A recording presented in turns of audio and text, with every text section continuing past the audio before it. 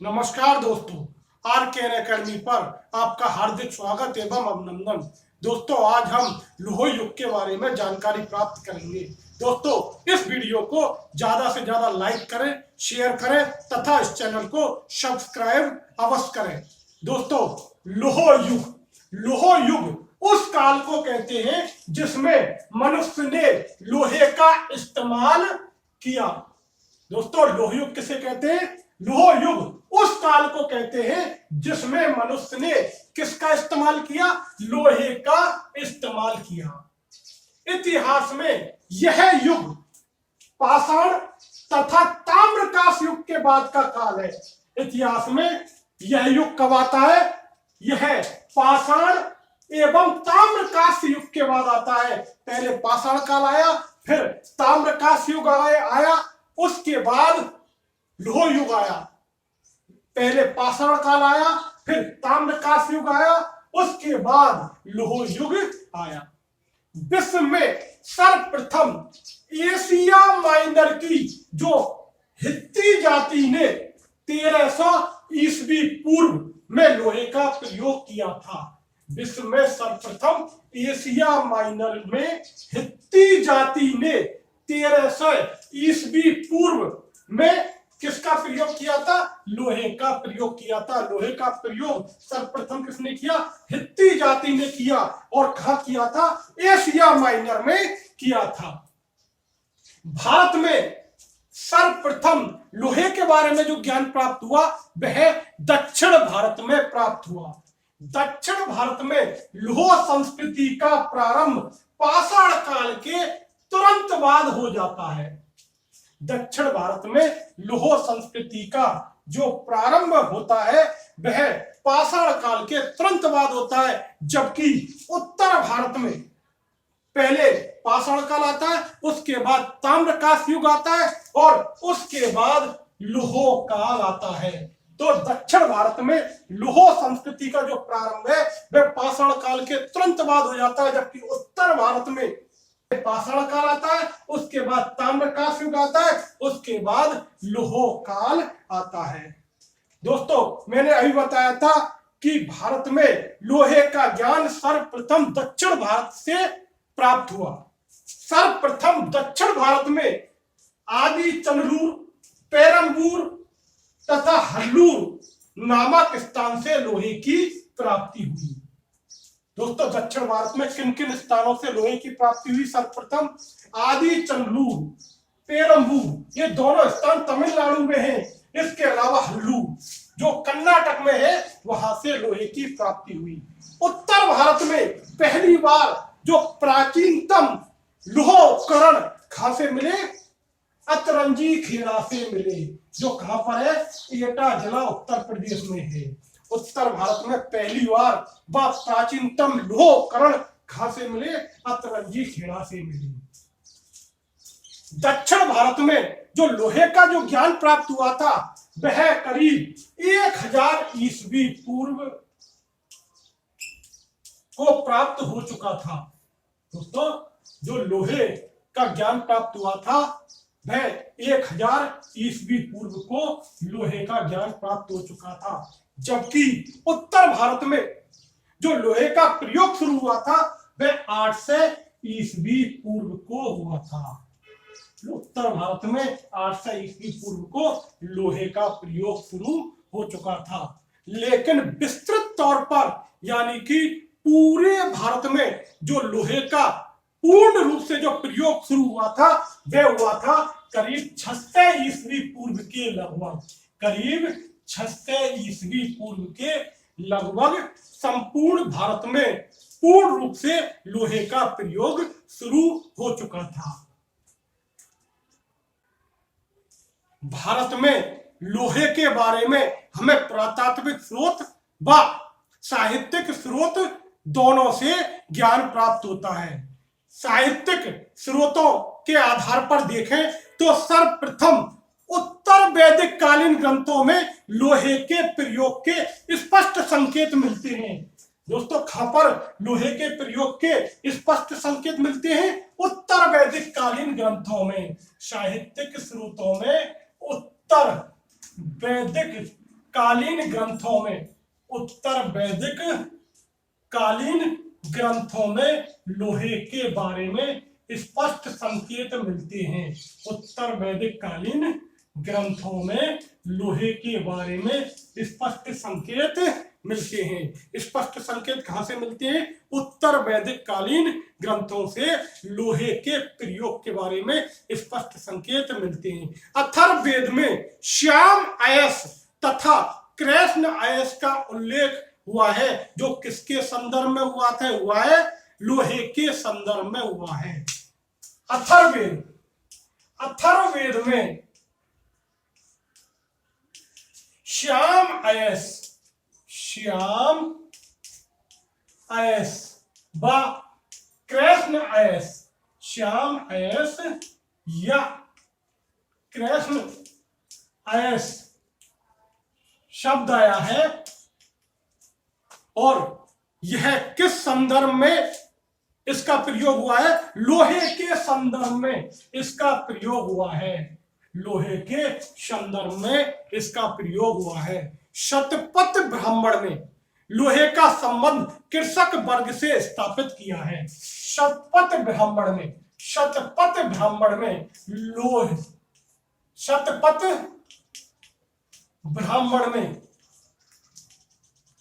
लोहे का संबंध किससे स्थापित किया है? कृषक वर्ग से स्थापित किया है। शतपथ ब्राह्मण में लोहे का जो संबंध कृषक वर्ग से स्थापित किया है। काठक संहिता में क्या लिखा हुआ है? 24 बैलों द्वारा खींचे जाने वाले भारी हलों का उल्लेख है। काठक संहिता में 24 बैलों द्वारा खींचे जाने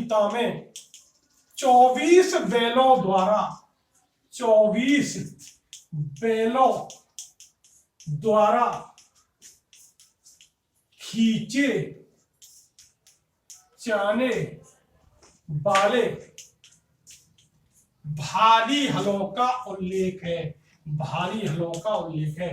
काठक संहिता में 24 बैलों द्वारा खींचे जाने वाले भारी जो हल हैं उनका उल्लेख है। एक बौद्ध ग्रंथ है शुद्ध पिटक के खुद्दक निकाय के शुद्ध निपात में लोहे की फाल को तपाने तथा तापानुशूलन का विवरण मिलता है। बौद्ध ग्रंथ है शुद्ध पिटक, बौद्ध ग्रंथ शुद्ध पिटक के खुद्दक निकाय के शुद्ध निपात, बौद्ध ग्रंथ है शुद्ध पिटक के खुद्दक निकाय के शुद्ध निपात में लोहे के फाल को तपाने तथा तापानुशीलन का वर्णन मिलता है। लोहे के फाल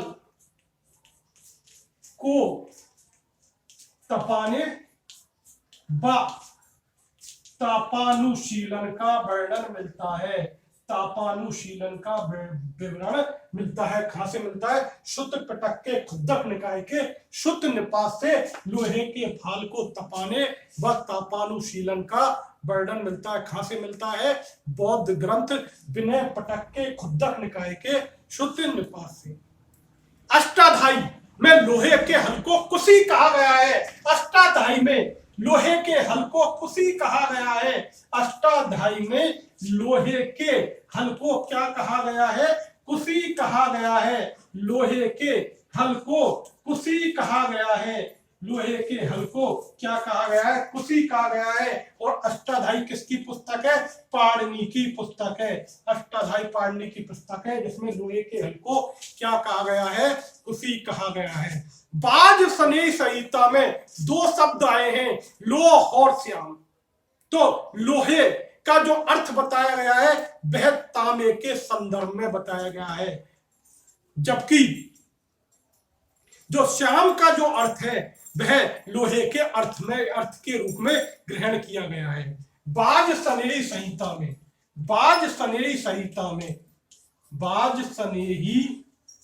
संहिता में दो शब्द आए हैं, एक तो लौह,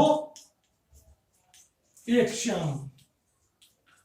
लौह का अर्थ तांबे के रूप में ग्रहण किया गया है, लौह का अर्थ तांबे के रूप में ग्रहण किया गया है, जबकि श्याम का अर्थ लोहे के रूप में लगाया गया है। तो वासनी संहिता में दो शब्द आए हैं, लौह और श्याम। तो जो लौह का अर्थ है वह तांबे के रूप में ग्रहण किया गया है, और श्याम का जो अर्थ है वो किसके रूप में ग्रहण किया गया है? लोहे के अर्थ के रूप में ग्रहण किया गया है। लौह युगीन संस्कृति के जो अधिकांश स्थल है वह मध्य भारत व ऊपरी गंगा घाटी में स्थित है। कहां पर स्थित है? मध्य भारत व ऊपरी गंगा घाटी में स्थित है। मध्य भारत व ऊपरी गंगा घाटी में स्थित है। मध्य भारत तथा ऊपरी गंगा घाटी में स्थित है। लौह युगीन संस्कृति के जो अधिकांश स्थल है वह कहाँ स्थित है? मध्य भारत व ऊपरी गंगा घाटी में स्थित है। दोस्तों, लौह युगीन लोग एक विशिष्ट प्रकार के मृद भांड का प्रयोग करते थे और उसे क्या कहा जाता था? चित्रित धूसर मृद भांड। लौह युगीन लोग सामान्यतः एक विशिष्ट प्रकार के मृद भांड का प्रयोग करते थे जिसे क्या कहा जाता था? चित्रित धूसर मृद भांड कहा जाता था। जिसे क्या कहा जाता था? चित्रित धूसर मृद भांड। लौह युगीन संस्कृति के लोग एक विशिष्ट प्रकार के मृद भांड का सामान्यतः प्रयोग करते थे और जिसे चित्रित धूसर मृद भांड कहा जाता था। हालांकि इसके कुछ अपवाद भी हैं, जैसे जखेड़ा उत्तर प्रदेश, कौशाम्बी तथा लोह से काले लाल मृद भांडों के साथ लोहा प्राप्त हुआ है। कहां से? जखेड़ा, जखेड़ा उत्तर प्रदेश, कौशाम्बी उत्तर प्रदेश, कौशाम्बी उत्तर प्रदेश व लोह राजस्थान, लोह राजस्थान से काले लाल मृद भांडों के साथ लोहा प्राप्त हुआ है। मृद भांडों के साथ लोहा प्राप्त हुआ है। मृद भांडों के साथ लोहा प्राप्त हुआ है। कहां से? जखेड़ा, कौशाम्बी, लोह से काले लाल मृद भांडों के साथ लोहा प्राप्त हुआ है। जबकि घग्गर, हाकरा क्षेत्र तथा बीकानेर के चित्रित धूसर मृद भांडों से लोहा प्राप्त नहीं हुआ है। कहां से? घग्गर, हाकरा क्षेत्र तथा बीकानेर, घग्गर, हाकरा क्षेत्र, घग्गर, हाकरा क्षेत्र व बीकानेर, घग्गर, हाकरा क्षेत्र तथा बीकानेर से चित्रित धूसर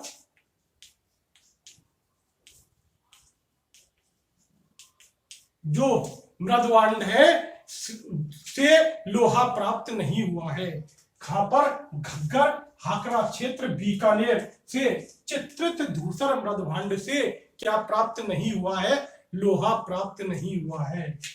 घग्गर, हाकरा क्षेत्र व बीकानेर से चित्रित धूसर मृद भांड से क्या प्राप्त नहीं हुआ है? लोहा प्राप्त नहीं हुआ है। जबकि गंगा यमुना दोआब में लोहे का संबंध निश्चित रूप से चित्रित धूसर मृद भांड से था। कहां पर? गंगा यमुना दोआब में लोहे का संबंध चित्रित धूसर मृद भांड से था। अब लौह युगीन संस्कृति के प्रमुख स्थल देख लेते हैं। पहला, गंगा सिंधु विभाजन। गंगा सिंधु विभाजन व ऊपरी गंगा घाटी में कौन कौन से स्थल प्राप्त हुए हैं, जहां से हमें लोहे के बारे में जानकारी प्राप्त होती है। तो उनमें प्रमुख स्थल कौन कौन से हैं? प्रमुख स्थल है हस्तिनापुर, हस्तिनापुर,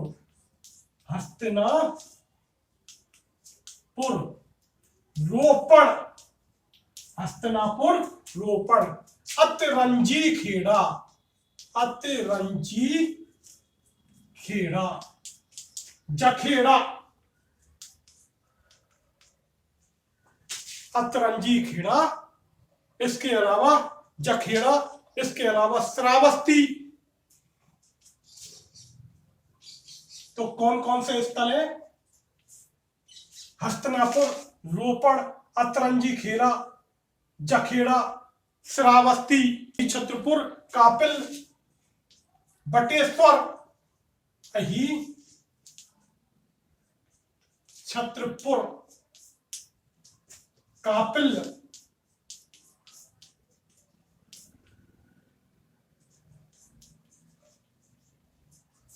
बटेश्वर। तो गंगा सिंधु विभाजन व ऊपरी गंगा घाटी से कौन कौन से स्थल मिले हैं? हस्तिनापुर, रोपण, अतरंजी खेड़ा, जखेड़ा, श्रावस्ती, अही, छत्रपुर, कापिल, बटेश्वर, इसके अलावा खलोआ।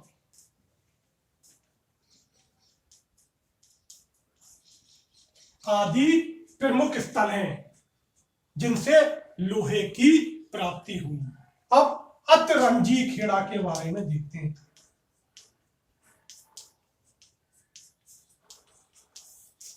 अतरंजी खेड़ा से पहली बार व प्राचीनतम लौह उपकरण प्राप्त हुए हैं। उत्तरी भारत में पहली बार व प्राचीनतम लौह उपकरण कहां से प्राप्त हुए हैं? अतरंजी खेड़ा से प्राप्त हुए हैं। यह एटा जिला उत्तर प्रदेश में है, यह एटा जिला उत्तर प्रदेश में है। तो अतरंजी खेड़ा से उत्तर भारत में पहली बार व प्राचीनतम लौह उपकरण प्राप्त हुए हैं। सर्वप्रथम अतरंजी खेड़ा व लौह से लौह निर्मित हल्के फाल मिले हैं। हल्के फाल सर्वप्रथम कहां से मिले हैं? अतरंजी खेड़ा व लौह से मिले हैं। सर्वप्रथम लौह के हल के फाल कहां से मिले हैं? अतरंजी खेड़ा व लौह। और लौह कहां पर है? राजस्थान में। सर्वप्रथम जो लौह के हल्के फाल कहां से मिले हैं? अतरंजी खेड़ा से मिले हैं। लौह से निर्मित हल्के फाल अतरंजी खेड़ा से मिले हैं। अतरंजी खेड़ा से धातु शोधन करने वाली भट्टियों के अवशेष मिले हैं। धातु शोधन करने वाली भट्टियों के अवशेष मिले हैं। धातु शोधन करने वाली भट्टियों के अवशेष मिले हैं। इसके बाद हस्तिनापुर को देखते हैं। हस्तिनापुर से क्या क्या चीजें मिली हैं? तो हस्तिनापुर व अतरंजी खेड़ा से लौह मल मिला है, आयरन स्लैग मिले हैं। लौह मल मिला है, क्या मिला है? आयरन स्लैग मिले हैं। कहां से मिले हैं? अतरंजी खेड़ा व हस्तिनापुर से क्या मिले हैं? लौह स्लैग मिले हैं। जिससे क्या सूचित होता है कि लोहे को गलाकर ढलाई की जाती है। इससे क्या पता चलता है कि लोहे को क्या है? गलाकर ढलाई की जाती थी। केवल हस्तिनापुर व अतरंजी खेड़ा से उगाई जाने वाली फसलों के प्रकार मिले हैं। उगाई जाने वाली फसलों के प्रकार, उगाई जाने वाली फसलों के प्रकार, फसलों के प्रकार कहां से मिले हैं? हस्तिनापुर व अतरंजी खेड़ा से। कहां से मिले हैं? हस्तिनापुर, हस्तिनापुर व अतरंजी खेड़ा से मिले हैं। अतरंजी खेड़ा से मिले हैं। केवल उगाई जाने वाली फसलों के प्रकार हस्तिनापुर व अतरंजी खेड़ा से मिले हैं। अतरंजी खेड़ा से गेहूं व जौ, अतरंजी खेड़ा से क्या है? गेहूं व जौ, गेहूं व जौ के प्रकार मिले हैं, जबकि हस्तिनापुर से चावल के प्रकार मिले हैं, चावल के साक्ष्य मिले हैं। कहां से मिले हैं? हस्तिनापुर से। जखेड़ा से क्या मिला है? जखेड़ा उत्तर प्रदेश, जखेड़ा उत्तर प्रदेश से क्या मिला है? जखेड़ा उत्तर प्रदेश से मिला है लोहे का हसिया व कुल्हाड़ी, लोहे का हसिया, लोहे का हसिया व कुल्हाड़ी मिली है, लोहे का हसिया मिला है व कुल्हाड़ी मिली है। इसके अलावा लोहे का बना हल का फाल मिला है, लोहे का बना हल का फाल मिला है, हल का फाल मिला है, लोहे का बना हल का फाल कहां से मिला है? जखेड़ा से मिला है। अब दूसरा क्षेत्र कौन सा है? मध्य भारत। दूसरा क्षेत्र है मध्य भारत। मध्य भारत में कौन कौन से स्थल हैं? मध्य भारत में कौन कौन से स्थल हैं? नागदा, एक तो है नागदा, एरण व उज्जैन, नागदा, एरण व उज्जैन। तीसरा क्षेत्र है राजस्थान। राजस्थान से कौन कौन से स्थल प्राप्त हुए हैं? राजस्थान से कौन कौन से स्थल प्राप्त हुए हैं? एक तो आहार, एक तो आहार, दूसरा है सोनारी, एक तो है आहार, दूसरा है सोनारी, तीसरा है जोधपुरा, तीसरा है जोधपुरा और लोहो से लोहे के बारे में जानकारी मिलती है। आहार कहां पर है? उदयपुर में स्थित है, राजस्थान में उदयपुर में स्थित है। और लोह युगीन, जो लोह युग के सबसे महत्वपूर्ण साक्ष्य कहां से मिले हैं? आहार से मिले हैं। लोह युग के सबसे महत्वपूर्ण साक्ष्य कहां से मिले हैं? आहार से मिले हैं। लोह से क्या मिला है? हल्के फाल मिले हैं, लोहे से निर्मित हल्के फाल मिले हैं, लोहे से निर्मित हल्के फाल मिले हैं। और लोह कहां पर है? भरतपुर में है, राजस्थान भरतपुर में है। यहां से लोहे से निर्मित हल्के फाल मिले हैं। सोनारी कहां पर है? झुंझुनू में है, सोनारी राजस्थान में झुंझुनू में है। और यहां से क्या प्राप्त हुआ है? लोहे के अयस्क से लोहे बनाने की भट्टी, लोहे के अयस्क से लोहे बनाने की भट्टी, लोहे के अयस्क से, लोहे के अयस्क से लोहे बनाने की भट्टी, लोहे बनाने की भट्टी प्राप्त हुई है। लोहे के अयस्क से लोहे बनाने की भट्टी प्राप्त हुई है। कहां से प्राप्त हुई है? झुंझुनू, सोनारी से प्राप्त हुई है, सोनारी से प्राप्त हुई है। अब है पूर्वी भारत। इसमें कौन कौन से स्थल आते हैं? पूर्वी भारत, इसमें बिहार, बंगाल, बिहार बंगाल स्थित निचली गंगा घाटी का क्षेत्र आता है। बिहार बंगाल स्थित निचली गंगा घाटी का क्षेत्र आता है, निचली गंगा घाटी का क्षेत्र आता है। अब इसमें कौन कौन से स्थल हैं? चिरांद, सोनपुर, चिरांद, सोनपुर,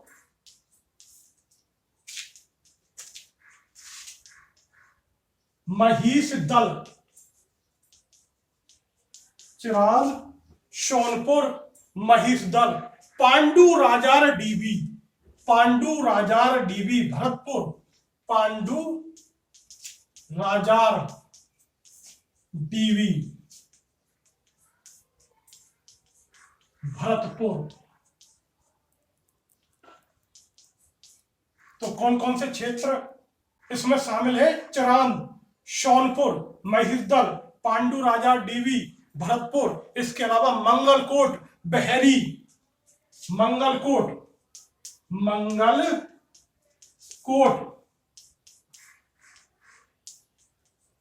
बहरी आदि स्थल आते हैं जहां पर हमें लोहे के बारे में ज्ञान प्राप्त होता है। बहरी से लोह अयस्क व स्लैग मिले हैं।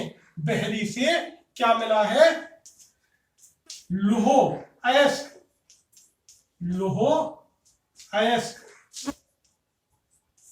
व स्लैग मिले हैं। बहरी से क्या मिला है हमें? लोह अयस्क व स्लैग प्राप्त हुए हैं। अब है दक्षिण भारत।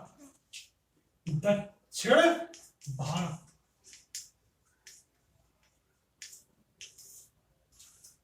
उत्तर भारत में पहले पाषाण काल आया, उसके बाद ताम्रकांस युग आया तथा उसके बाद लौह युग आया। जबकि दक्षिण भारत में जो लौह संस्कृति का प्रारंभ पाषाण काल के तुरंत बाद हो गया, लौह युग पाषाण काल के बाद शुरू हो गया। पाषाण काल के तुरंत बाद शुरू हो गया लौह युग। कहां पर? दक्षिण भारत में। जबकि उत्तर भारत में पहले कौन सा युग आया? पाषाण काल, उसके बाद ताम्रकांस युग, उसके बाद लौह युग आया। जबकि दक्षिण भारत में पाषाण काल के तुरंत बाद, पाषाण काल के तुरंत बाद लौह युग आ गया, लौह युगीन संस्कृति आ गई। पाषाण काल के तुरंत बाद लौह युगीन संस्कृति आ गई। यहाँ के प्रमुख स्थल कौन कौन से हैं? यहाँ के प्रमुख स्थल कौन कौन से हैं जहां से लोहे के बारे में ज्ञान प्राप्त हुआ? आदि चनलूर, आदि चनलूर, पेरम्बूर, पेरुमवर, पेरमवर, इसके अलावा हल्लूर। आदि चंदूर व पेरम्बूर तमिलनाडु में स्थित है। आदि चंदूर व पेरम्बूर कहां पर स्थित है? तमिलनाडु में स्थित है।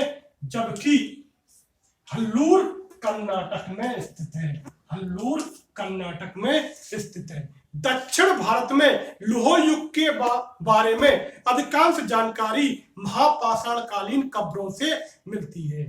दक्षिण भारत में लौह युग के बारे में अधिकांश जानकारी कहां से मिलती है? महापाषाणकालीन कब्रों से मिलती है। महापाषाणकालीन कब्रों से मिलती है, महापाषाणकालीन कब्रों से मिलती है। दक्षिण भारत में लौह युग के बारे में अधिकांश जानकारी कहां से मिलती है? महापाषाणकालीन कब्रों से मिलती है। दक्षिण भारत में महापाषाणकालीन कब्रों के उत्खनन में 33 प्रकार के लोहे के उपकरण मिले जो काले लाल मृदभंडों के साथ मिले। महापाषाणकालीन कब्रों से क्या मिला है? 33 प्रकार के लोहे के उपकरण मिले। 33 प्रकार के लोहे के उपकरण मिले और किसके साथ मिले? काले लाल मृदभंडों के साथ मिली, मृदभंडों के साथ मिली।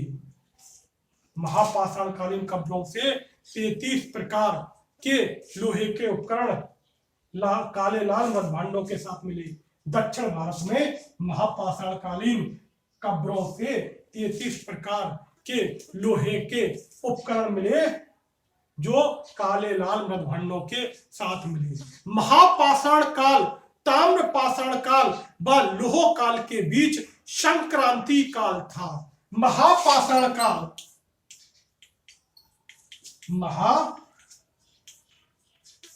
पाषाण काल है जो ताम्रपाषाण काल व लौह काल के बीच संक्रांति काल था। ताम्र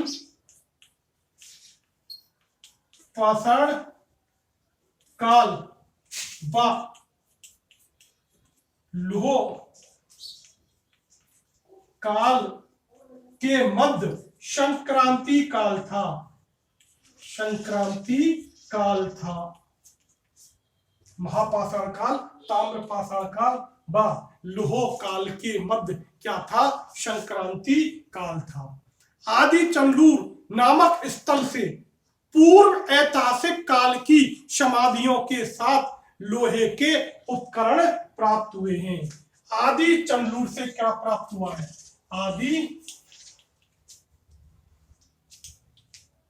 चंदूर जो कि तमिलनाडु में स्थित है, पूर्व ऐतिहासिक काल की समाधियों के साथ लौह उपकरण मिले हैं। लौह उपकरण प्राप्त हुए हैं। लौह उपकरण प्राप्त हुए हैं। पूर्व ऐतिहासिक काल की समाधियों के साथ क्या मिले हैं? लौह उपकरण प्राप्त हुए हैं। जबकि पेरम्बूर से मृद भांडों के साथ लौह सामग्री प्राप्त हुई है। पेरम्बूर से मृद भांडों के साथ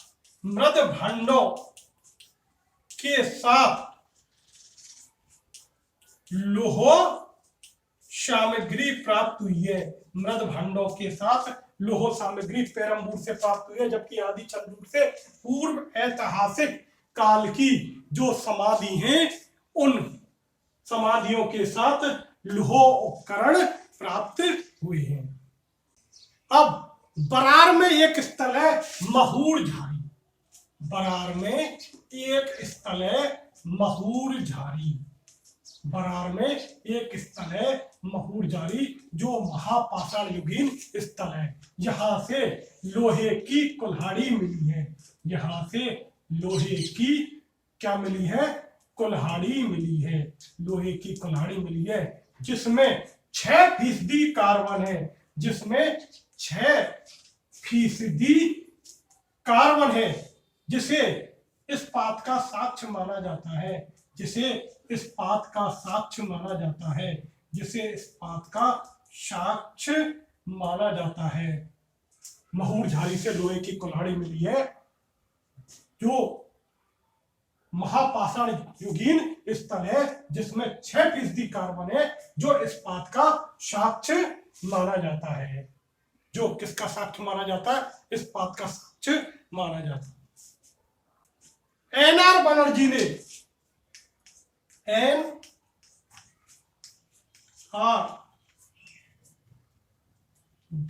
ने एक पुस्तक लिखी है, iron is in India. Iron is in India.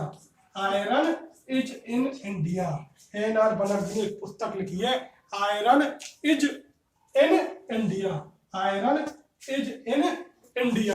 इसमें लौह उपकरणों के महत्वपूर्ण योगदान को सफल दर्शाने का प्रयास किया गया है। इसमें लौह उपकरणों के योगदान को सफल दर्शाने का प्रयास किया गया है। एनआर बनर्जी ने एक पुस्तक लिखी है, आयरन इज इन इंडिया। इसमें लौह उपकरणों के महत्वपूर्ण योगदान को सफल दर्शाने का प्रयास किया गया है। अब लौह तकनीक का क्या प्रभाव पड़ा? लौह तकनीक का क्या प्रभाव पड़ा? लौह तकनीक के प्रयोग से गंगा घाटी के घने जंगलों को साफ कर कृषि योग्य भूमि का विस्तार किया गया।